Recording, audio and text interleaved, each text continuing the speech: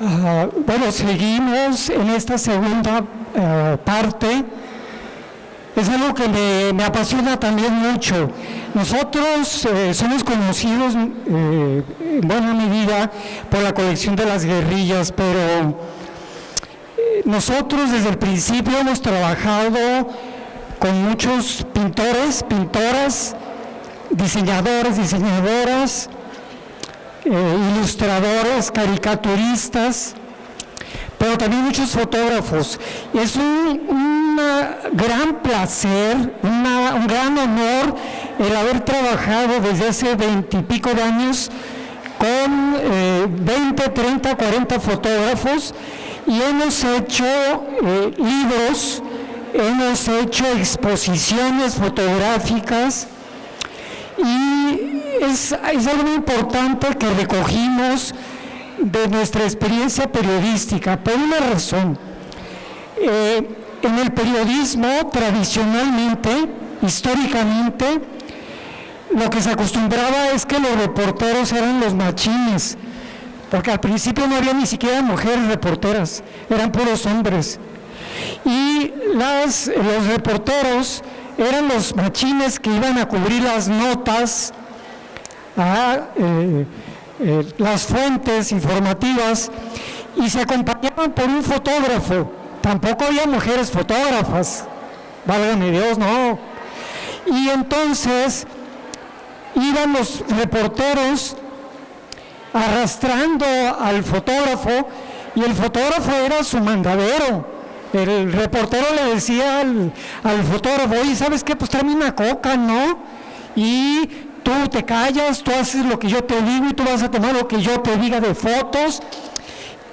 Pero poco a poco los fotógrafos fueron independizándose. La fotografía empezó a tener gran importancia a partir de la fundación del periódico 1+1 a nivel nacional, y en Jalisco empezó a haber una modificación también en cuanto al papel de los fotógrafos. Y entonces la fotografía empezó a tomar realmente la relevancia que debe tener. La historia no puede existir sin la fotografía. O sea, por favor, no podemos hacer nada sin la fotografía. Y los fotógrafos son parte fundamental para la memoria. Y esta sección de ahorita, en este momento, es platicar de una colección que se llama Pasan los años, que va a tener dos características. Número uno, que va a hablar sobre fechas claves de la historia contemporánea de México. Yo creo que lo vamos a tomar a partir de 1965, en donde vamos a hablar del movimiento de 1968, sucesos como los que pasaron en México en 1994, y también vamos a hablar de fechas históricas como las que hubo en Guadalajara y en Jalisco el 22 de abril de 1992, con las explosiones de muchos kilómetros por la gasolina en el subsuelo. Vamos a hablar del 28 de mayo de 2004 con la represión a los llamados altermundistas.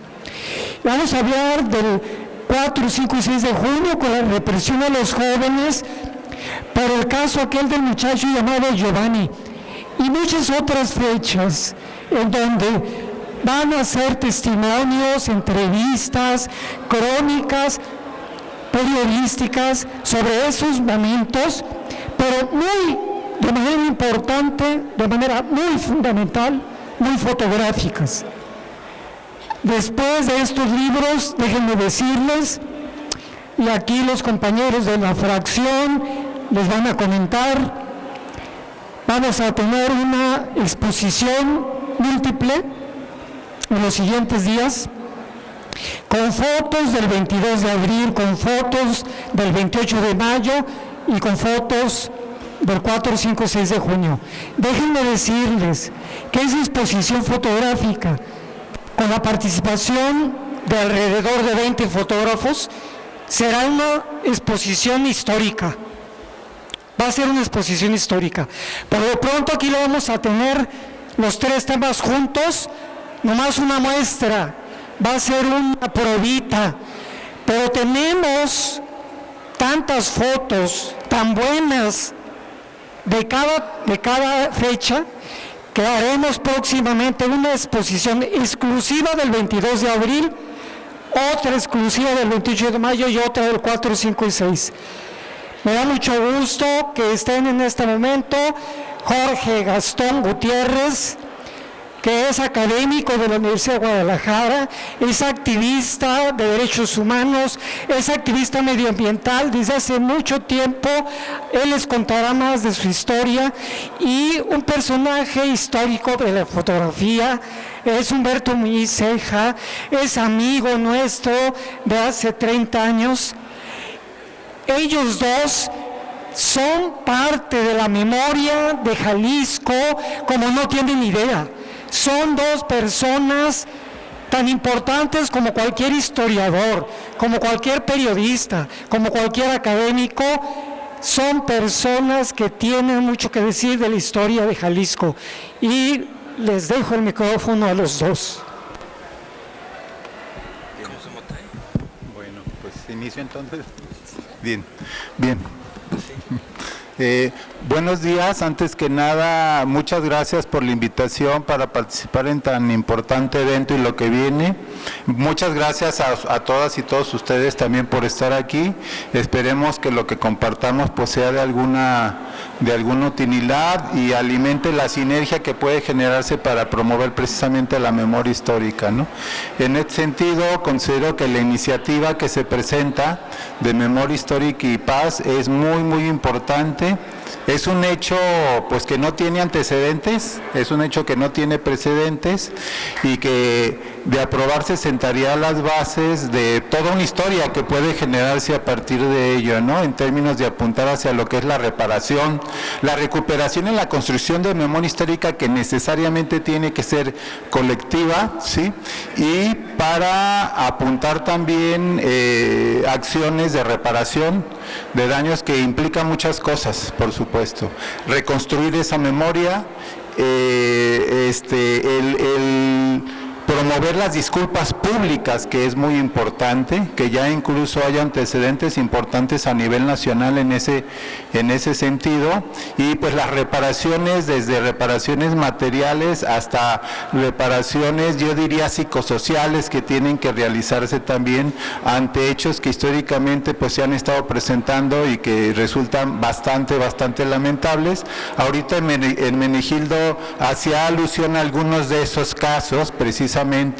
En algunos de ellos, pues tanto Humberto como a mí nos ha tocado estar involucrados en ese sentido, desde la labor investigativa, desde la labor de memoria gráfica, de construcción de memoria gráfica, pero también de compromiso social, ¿no?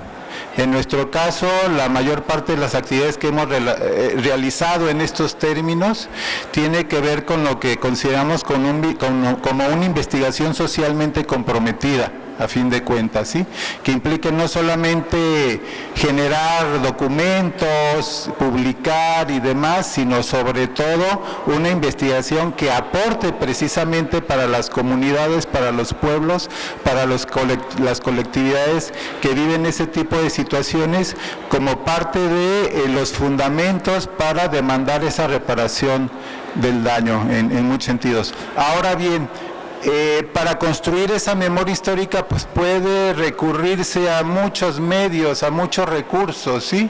Y hemos tenido muestras sobradas en esos términos en nuestro medio.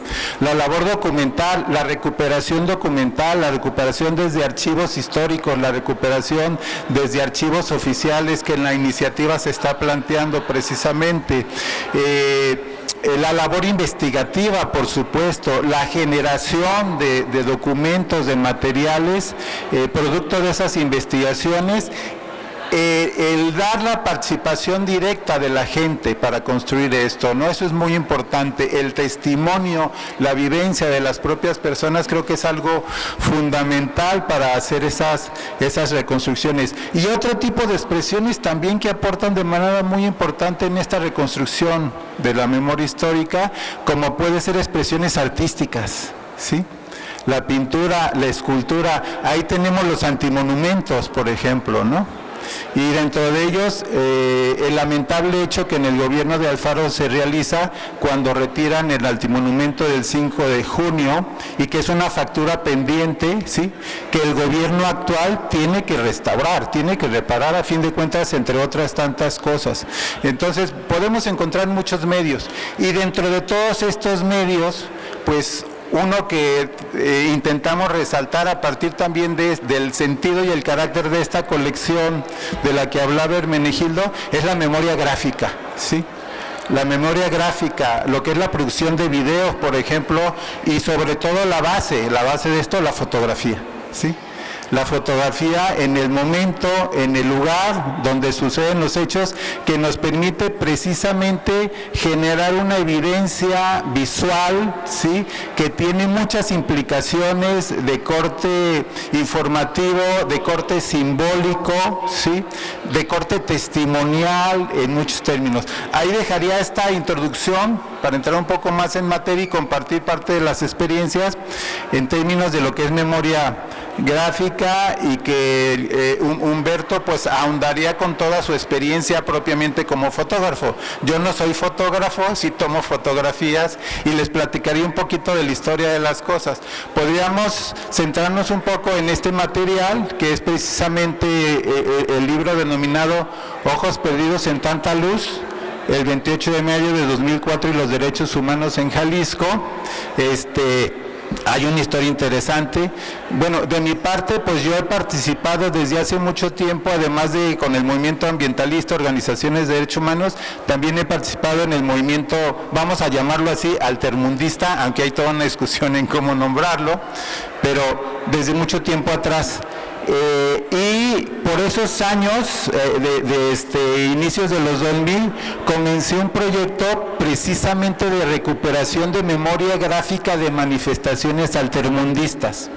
No solamente era la parte documental para tratar de reseñar y hacer crónica de cosas que sucedían en muchos sentidos en organizaciones y en redes altermundistas, sino me centraba cuando había eventos oficiales, cumbre.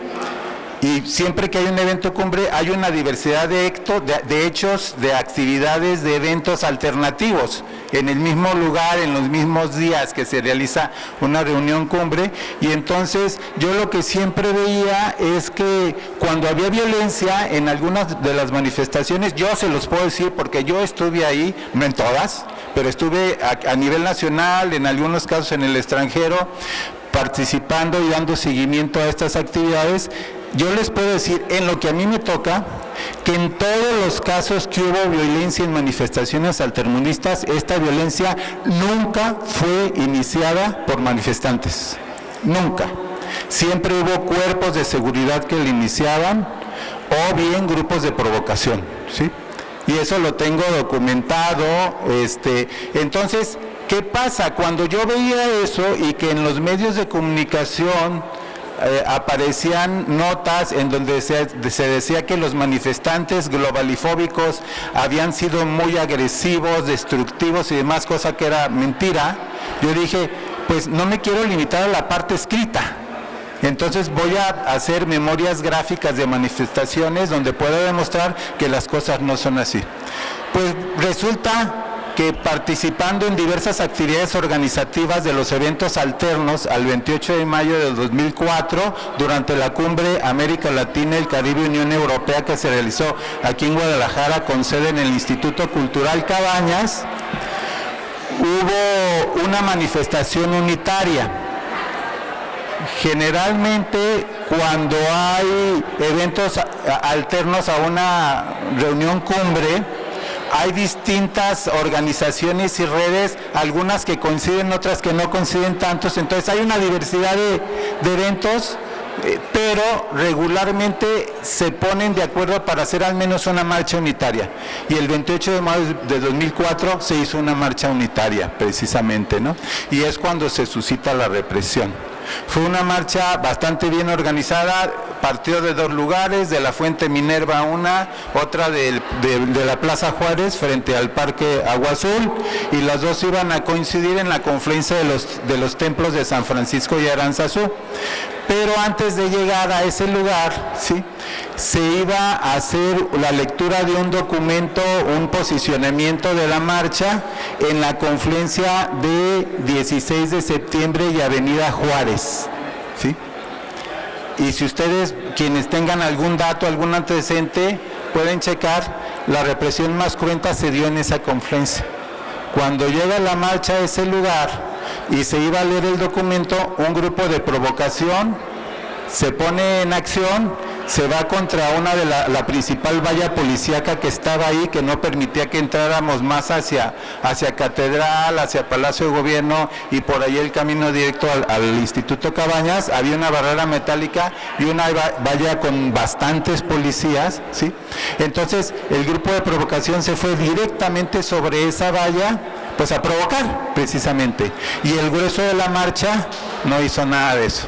El grueso de la marcha estaba de manera pacífica actuando, y cuando comienza a darse esta acción violenta, la marcha, los organizadores y las organizadoras de la marcha deciden continuar hacia Aranzazú y San Francisco, precisamente donde iba a haber un mitin político y cultural de cierre de la marcha, para no generar más problemas.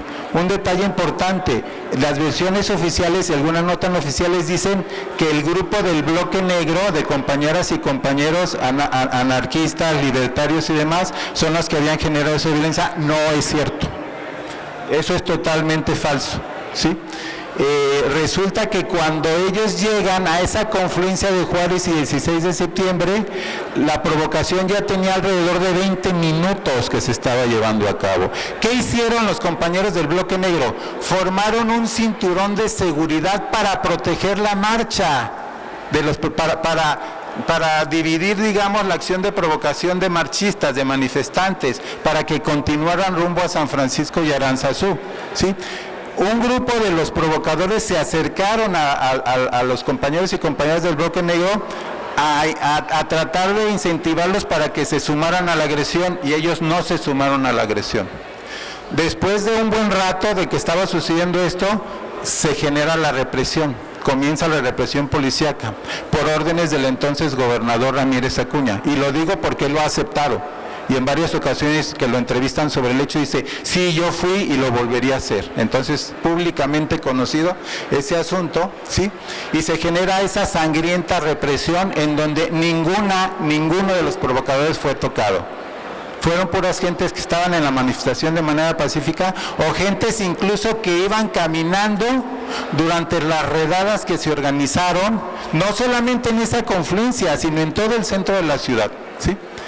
Bien, quiero terminar aquí esta acción. Hubo muchas cosas que pasaron después, todo un viacrucis para compañeras y compañeros presos. Decidimos instalar un plantón en la Plaza de Armas hasta que saliera la última persona de las detenidas. Duró como un año y se levantó hasta que salió la última persona de las detenidas, aunque algunos tenían que ir a firmar cada 15 días a la penal. Ustedes saben esas cuestiones, ¿sí? Pero el impacto que esto tuvo no solo fue local, fue nacional e internacional, ¿sí? ¿Por qué? Porque fue un evento internacional también, y por lo brutal de la represión que se generó. Bueno, todo eso, ¿sí?, está soportado en material fotográfico. Como yo estaba haciendo una investigación precisamente de recuperación de memoria gráfica de manifestaciones altermundistas, ya más o menos tenía una metodología y demás para hacer este trabajo. Tomé evidencia de toda la marcha, y cuando estamos en el lugar de esa confluencia donde se dio el caso de Juárez y 16 de septiembre, pues me dediqué con mayor atención a tomar fotos, y es cuando detecté que había una acción de provocación.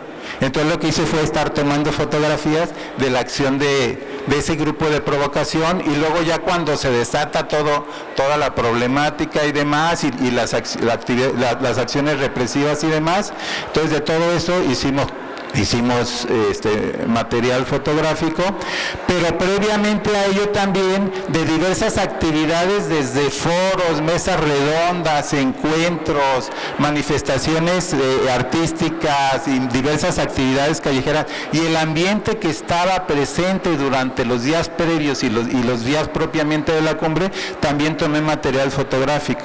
Entonces, en este libro lo realizamos precisamente entre Hermenegildo y yo, porque cuando suceden los hechos dije, es que la evidencia fotográfica está, pero también se requiere evidencia escrita, ¿no? Recuperar testimonios, hacer entrevistas y demás. Y entonces Hermenegildo por su lado, yo por mi lado, nos pusimos a trabajar en eso, a hacer contacto con personas que estuvieran escribiendo sobre ello y demás, y nos encontramos Hermenegildo y yo en una nevería, me acuerdo, ¿sí? Y platicamos, oye, yo estoy haciendo esto, oye, pues yo estoy haciendo lo mismo, oye, pues hagamos un libro, ¿no? Y precisamente de ahí salió esto, y de manera casi inmediata, en menos de una semana, ya teníamos una reconstrucción también paralelo al libro, con otras personas que nos apoyaron. Ya teníamos también bastante material fotográfico, no solo el material que tomé, sino que conseguimos y nos aportaron otras personas que tomaron fotografías, y con ello logramos hacer una reconstrucción gráfica de los hechos. Una persona diseñadora incluso nos ayudó a hacer una reconstrucción computarizada de cómo se dio la estrategia de provocación y las redadas y demás, y entonces hicimos un material de fotografía, de este apoyo computarizado, y con base en ello se hizo un video, ¿sí? Precisamente en la segunda edición de este libro, anexo, se entregaba también este video. Como anécdota, sí les quiero decir, ya como anécdota, ya pasó mucho tiempo, nos querían meter al bote, a mí y a la persona que produjo el video, porque decían que los habíamos balconeado internacionalmente. Pues nosotros no era ninguna intención balconear nada, sino denunciar, hacer la denuncia en esos términos, y que se difundiera y que se conociera todo lo que pasó. Producto de todo ello también es este libro, y precisamente parte de este libro hay un legajo de material fotográfico, ¿sí?, que permite también poner en evidencia una serie de situaciones que se estuvieron presentando. No, yo sí lo acabo de decir, que en la segunda edición se anexaba precisamente el video que hicimos haciendo una reconstrucción de los hechos. Entonces, en ese sentido yo les quiero decir que posteriormente, cuando tenemos comisiones de los grupos de manifestación y que hacíamos una denuncia y que estamos defendiendo a las personas detenidas, que tuvimos reuniones con gente del Ayuntamiento de Guadalajara, con gente del Gobierno del Estado, de la Subsecretaría de Asuntos del Interior y demás, y que les mostramos la evidencia, no tenían con qué oponer, no tenían cómo manejar una versión diferente, porque ahí estaba clarito, ¿no? No solamente el escrito del testimonio, sino el material gráfico que daba cuenta de cómo fueron los hechos. Por ejemplo, decían, en el ayuntamiento no se introdujo a ninguna persona detenida. ¿Cómo carajo no? Yo lo vi y tomé fotografías, ¿no? Y así muchas cosas decían, esto y esto y esto y esto, aquí está el material gráfico, ¿sí? Incluso hasta gente de la policía que decían que prácticamente a muchos los obligaron a estar ahí, ¿sí? Y los sometieron a mucha presión previa, aceptaban cuando veían esto, que así fueron las cosas, que no fueron, pero es que a mi compañero le fracturaron una pierna y que no sé, sí, pero ese fue el grupo de provocadoras y provocadores, no fue la gente que estaba en la manifestación, y a ellos nunca los tocaron, a fin de cuentas, ¿no? Bueno, cierro aquí en este momento la participación. Está 22 de abril, que también hay mucho material fotográfico, también es muy importante recuperar la memoria histórica, también ahí ha habido mucho ocultamiento de las cosas, no hay una resolución clara a tantos años de que esto sucedió, como tampoco de esto, y como tampoco de los responsables de la represión del 5, 6 y 7 de junio del 2020, cuando el halconazo en el gobierno de Alfaro, tampoco hay nada claro, tampoco hay el obrar precisamente conforme a derecho, de lindar responsabilidades y aplicar la ley, como muchas otras cosas. Pero bueno, la importancia de la memoria gráfica para la reconstrucción de la memoria histórica es fundamental, y pues le pasaría la palabra al compañero Humberto, que con su muchísimo mayor experiencia como fotógrafo nos puede dar testimonio y evidencia de ello. Gracias, Jorge. Bueno, ¿se escucha? Sí. Pues la importancia de la fotografía en los movimientos sociales es muy, muy importante. Es para los fotógrafos de prensa es el área que más nos gusta, ¿no? ¿Por qué? Porque por la responsabilidad que lleva, y yo en mis 30 años de experiencia, o un poquito más, ya no recuerdo, son 3 los movimientos sociales. ¿Un poco más? A ver. Pues no sé. No sé si funcione mejor. Sí. Bueno. Mejor ¿Sí? A ver, ándale, ahora sí se escucha. Sí, les comentaba que en mis 30 años o un poquito más de experiencia, 3 movimientos sociales me han marcado mucho. Uno fue el 22 de abril. Yo tenía muy pocos tiempo de fotógrafo. Soy fotógrafo fundador del periódico Siglo XXI, y he aprendido que como fotógrafo no debe uno intervenir para nada en los movimientos. Simplemente somos testigos y tener la responsabilidad de tomar las fotografías en ese tiempo. Cuando yo llegué el 22 de abril fue imposible no participar, porque había mucho muerto, había muchos heridos, y yo fui el primer fotógrafo que llegó, porque estaban en la Avenida Revolución.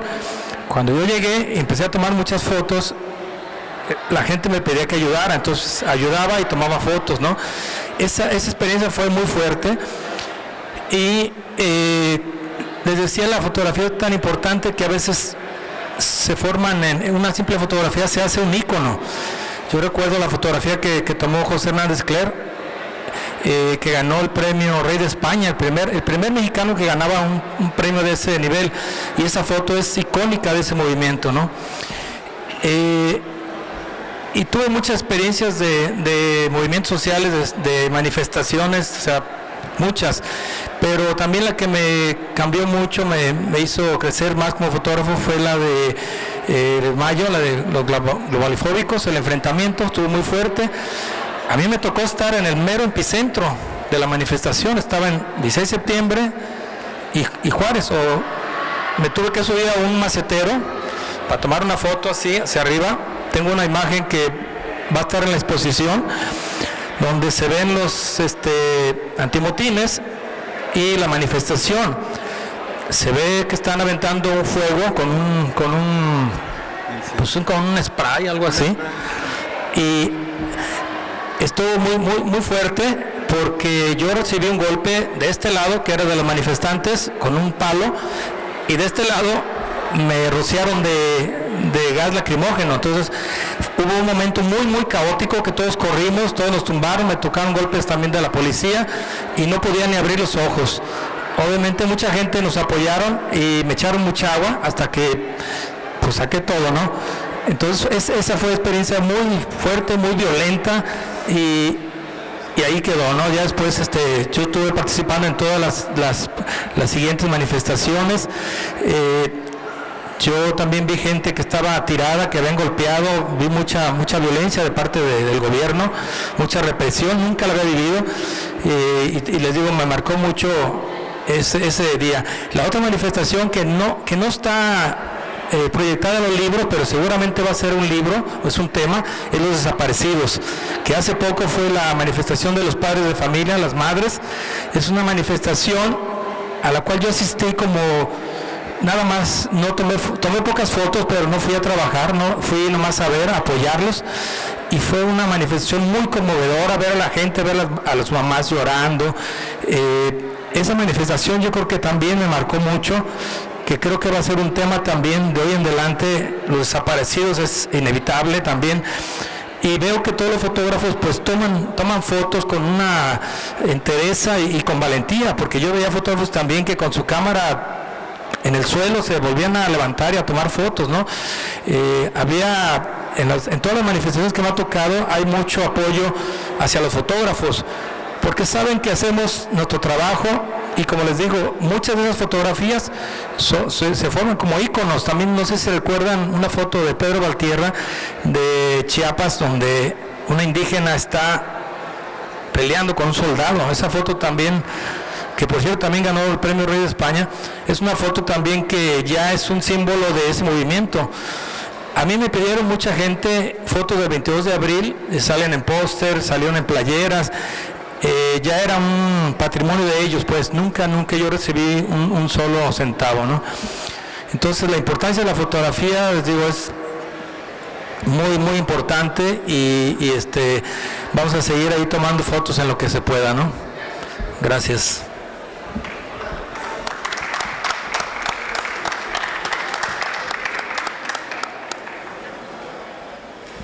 ¿Preguntas?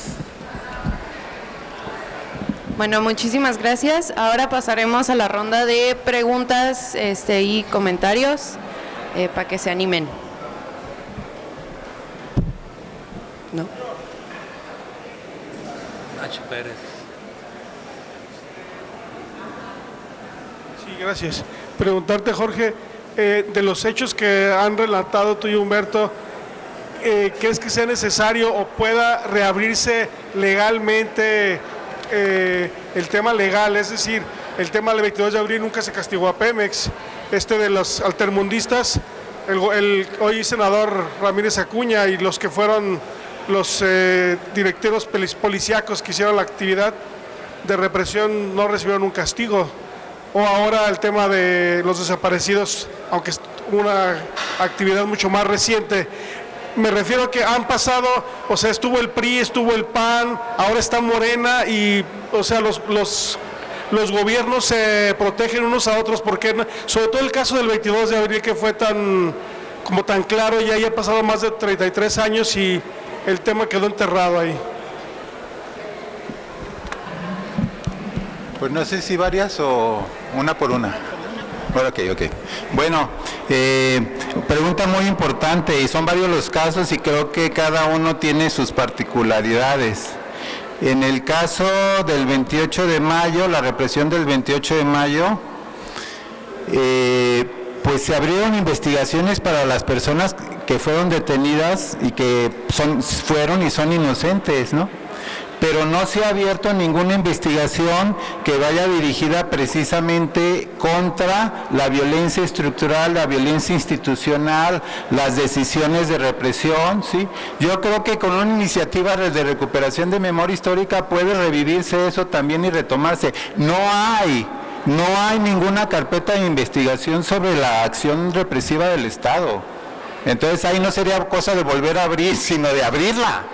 Y que se ponga en marcha, sí, y que se tomen decisiones al respecto y se deslinden responsabilidades, incluyendo a Ramírez Acuña, lo digo con todas las letras, sí.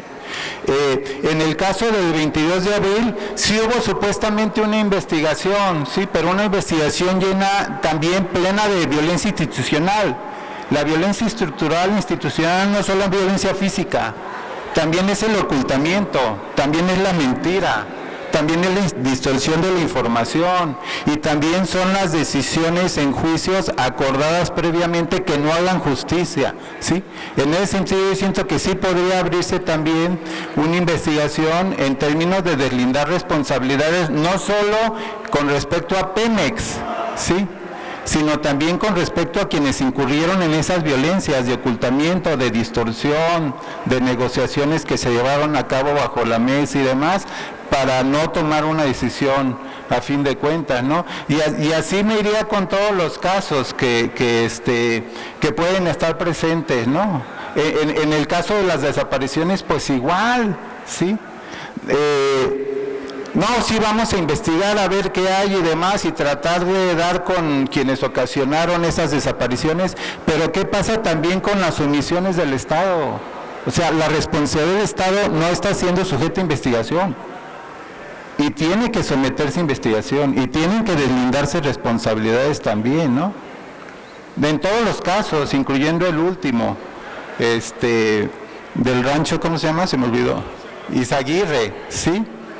En donde pues hubo movimiento de tierra, hubo ocultamiento. Ese pasó también el 22 de abril.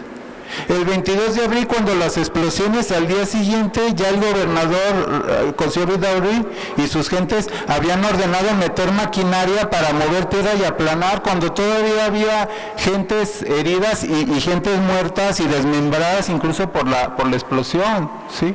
Eso no se vale.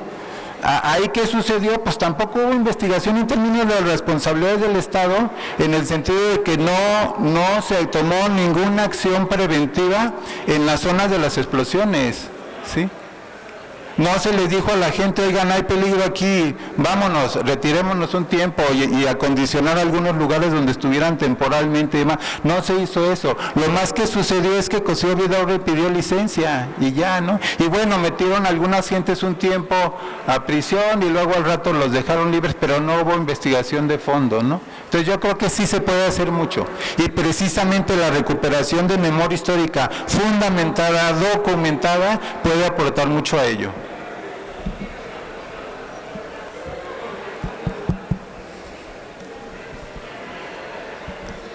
Mi pregunta iba dirigida a Humberto, aunque usted también, Jorge, ha tomado fotografías. Me gusta mucho la fotografía y tomo fotografía, pero como hobby, fotografía callejera.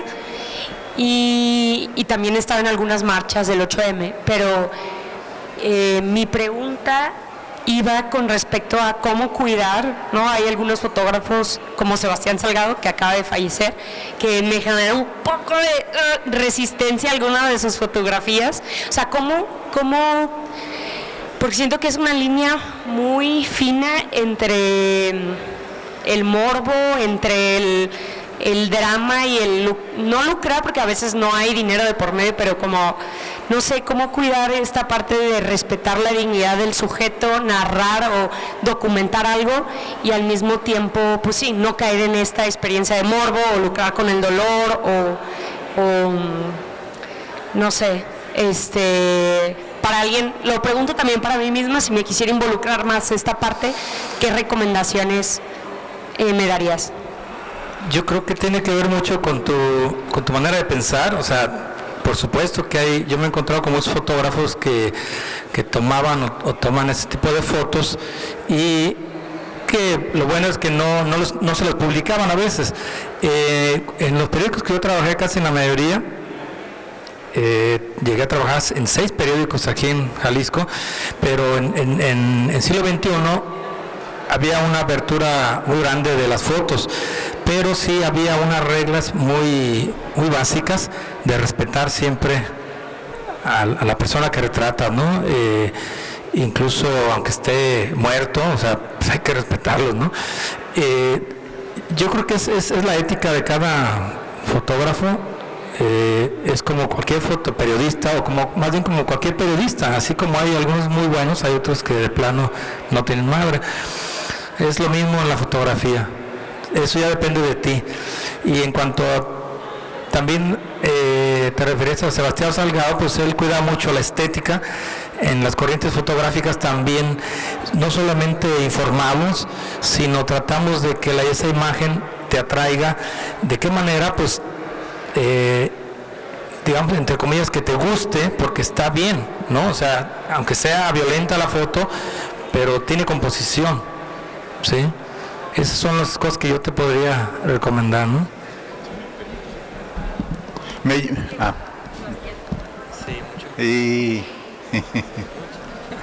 Sí, bueno, brevemente, es una pregunta que me llega también. Yo no soy fotógrafo profesional, nunca estudié fotografía, simplemente pues en el caminar, en el andar, aunque ahora que me jubile es uno de mis planes estudiar fotografía, ¿no?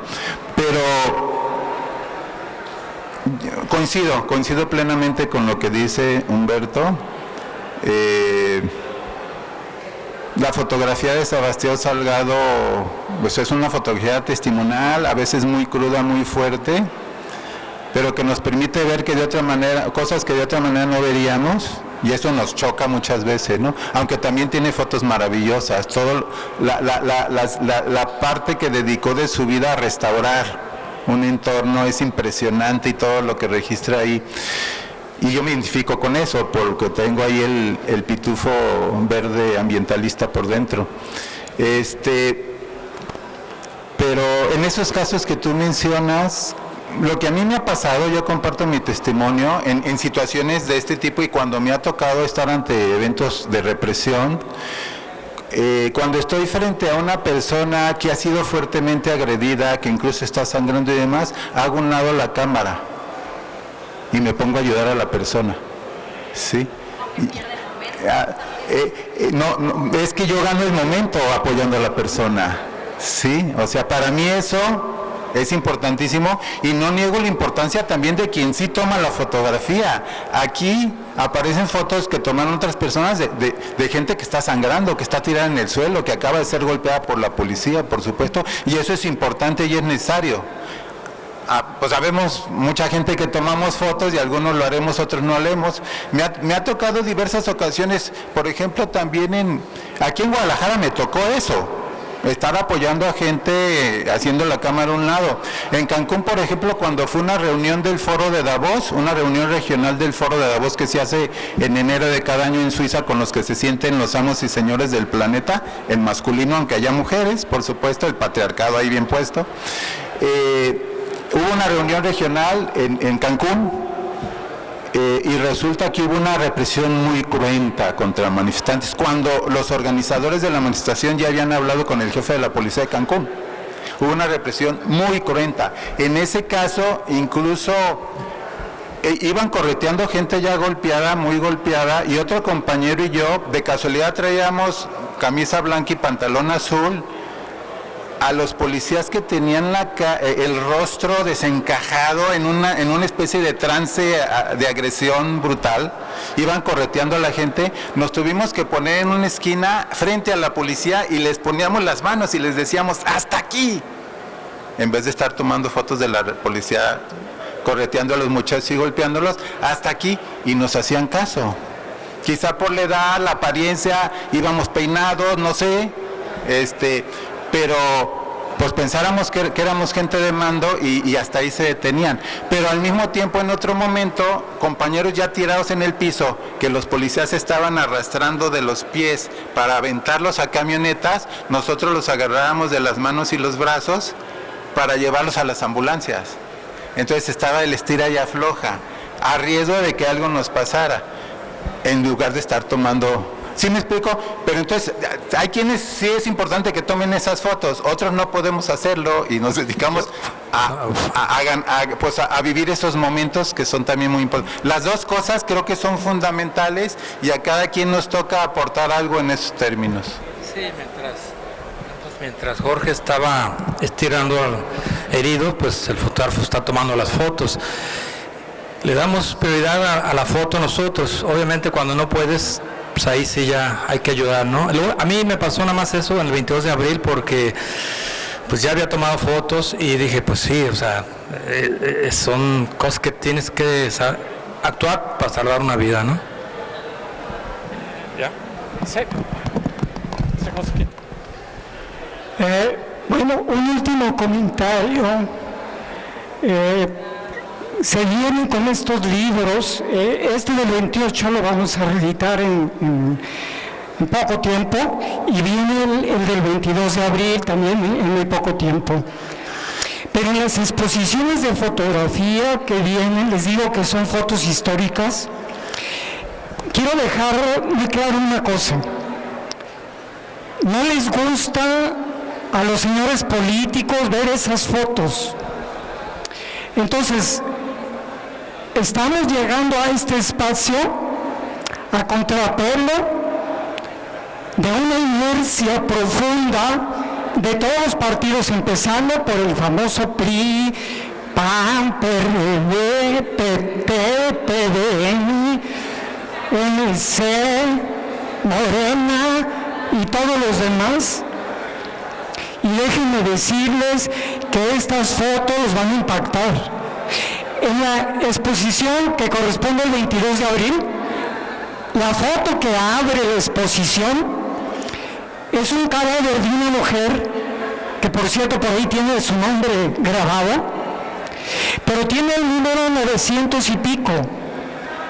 Y esa foto, con toda la intención, la pusimos para abrir esa fecha del 22, porque las versiones oficiales desde entonces hasta la fecha es que solamente hubo 200 y pico de muertos. No, hubo miles de muertos. Y ese cadáver con esa foto que tenemos en la exposición señala que es el cadáver número 960 y pico. Bueno, en la exposición del 28 de mayo son fotos, como dicen los compañeros, muy crudas, muy duras, pero además tienen una cierta virtud. Los fotógrafos se empecinaron en hacer un trabajo al mismo tiempo que periodístico, muy artístico. De estas 3 exposiciones que van a estar aquí por unos días en el Congreso del Estado, tienen esa virtud de la inmediatez periodística que se requiere, pero de la permanencia artística y de memoria que también se requiere. Pero yo quiero dejarles este recado a los señores diputados y a las señoras diputadas. Esta exposición de fotografía que viene no la pueden parar. Esa exposición de fotografía no pueden cerrar los ojos, ni ustedes ni nadie. Esa exposición va a estar en libros y la vamos a llevar a otros espacios educativos. De entrada estamos viendo ya la posibilidad del ITESO. En la Universidad de Guadalajara se están haciendo se están haciendo como que no quieren oír hablar del 22 de abril. La Universidad de Guadalajara tuvo algo que ver en el asunto del 22 de abril porque apoyó a Guillermo Cosío Vidaurri y se hicieron de la vista gorda en la Universidad de Guadalajara. Y aún hoy en 2025, como que no les gusta mucho ver las fotos del 22 de abril porque les recuerda lo que no hicieron, lo que ocultaron, lo que distorsionaron. Y también la gente que participó en el 28 de mayo, atención a los compañeros del Partido Acción Nacional que estaban en el gobierno y que se hicieron de la vista gorda, que participaron en el ocultamiento de todo lo que pasó allí, pues van a ver estas fotos de nueva cuenta. Y del 4, 5 y 6 de junio, de igual manera, hubo una participación gubernamental en los 3 casos y de aquí hay testimonios. Lo que deben de entender ellos, que no está, como sucede en muchas películas, en un casetito, en un USB, en donde pueden ir a aprender a apoderarse de esa USB. No, este material lo tienen más de 20 fotógrafos. Es una obra que se está haciendo colectiva y que nosotros solamente como taller editorial ponemos un granito de arena, un pequeño espacio para que se escuche y para que se vea. Esto no lo van a poder parar y esto va a seguir adelante.